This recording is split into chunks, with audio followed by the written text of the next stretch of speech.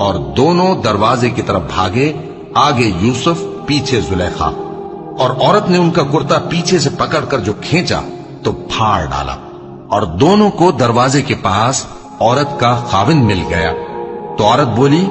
کہ جو شخص تمہاری بیوی کے ساتھ برا ارادہ کرے اس کی اس کے سوا کیا سزا ہے کہ یا تو قید کیا جائے یا اسے دکھ کا عذاب دیا جائے۔ یوسف نے کہا اسی نے مجھ کو اپنی طرف مائل کرنا چاہا تھا، اور اس کے خاندان میں سے ایک گواہ نے گواہی دی کہ اگر اس کا کرتا آگے سے پھٹا ہو تو یہ سچی اور یوسف جھوٹا ہے، اور اگر کرتا پیچھے سے پھٹا ہو تو یہ جھوٹی اور وہ سچا ہے۔ سو جب اس کا کرتا دیکھا تو پیچھے سے پھٹا تھا، تب اس نے زلیخا سے کہا کہ یہ تمہارا ہی فریب ہے، اور کچھ شک نہیں کہ تم عورتوں کے فریب بڑے بھاری ہوتے ہیں۔ یوسف اس بات کا خیال نہ کر، اور زلیخا تو اپنے گناہ کی بخشش مانگ، بے شک خطا تیری ہی ہے۔ اور شہر میں عورتیں گفتگویں کرنے لگیں کہ عزیز کی بیوی اپنے غلام کو اپنی طرف مائل کرنا چاہتی ہے، اور اس کی محبت اس کے دل میں گھر کر گئی ہے، ہم دیکھتی ہیں کہ وہ کھلی گمراہی میں ہے۔ پھر جب زلیخا نے ان عورتوں کی گفتگو جو حقیقت میں دیدار یوسف کے لیے ایک چال تھی سنی، تو ان کے پاس دعوت کا پیغام بھیجا اور ان کے لیے ایک محفل مرتب کی، اور پھل تراشنے کے لیے ہر ایک کو ایک ایک چھری دی، اور یوسف سے کہا کہ ان کے سامنے آؤ۔ جب عورتوں نے ان کو دیکھا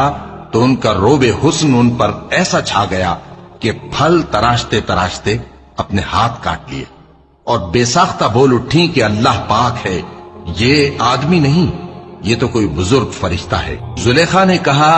تو یہ وہی ہے جس کے بارے میں تم مجھے تانے دیتی تھیں، اور بے شک میں نے اس کو اپنی طرف مائل کرنا چاہا مگر یہ بچا رہا،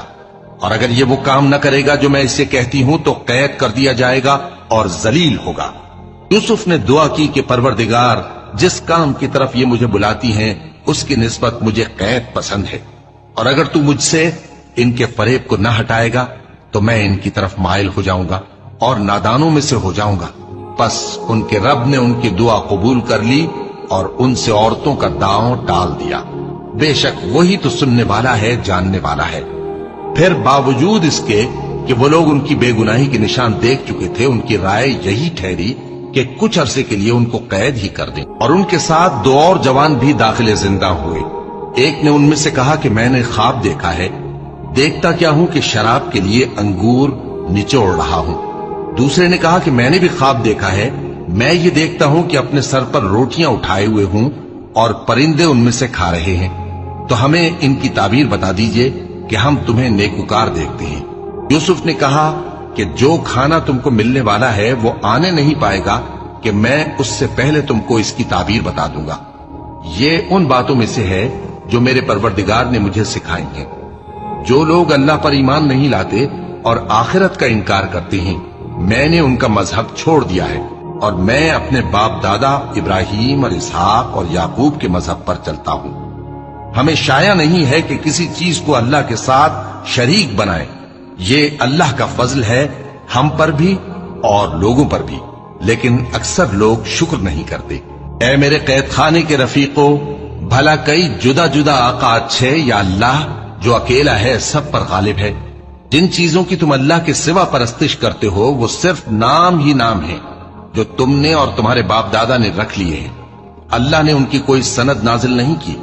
سن رکھو کہ اللہ کے سوا کسی کی حکومت نہیں ہے، اس نے ارشاد فرمایا ہے کہ اس کے سوا کسی کی عبادت نہ کرو، یہی سیدھا دین ہے، لیکن اکثر لوگ نہیں جانتے۔ اے میرے قید خانے کے رفیقوں، تم میں سے ایک جو پہلا خواب بیان کرنے والا ہے